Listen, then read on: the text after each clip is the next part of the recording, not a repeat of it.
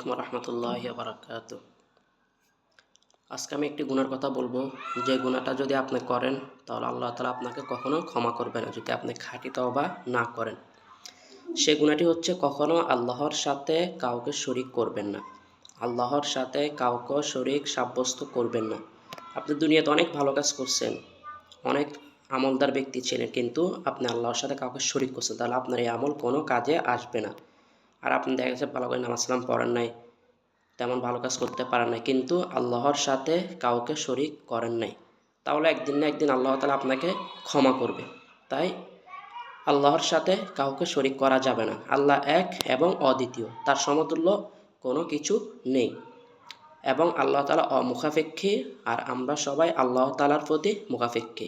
তাই সবাইকে আমি বলবো, আল্লাহর সাথে কাউকে শরীক করবেন না। আল্লাহ তাআলা আমাদেরকে এই আমলটা করার তৌফিক দান করুন।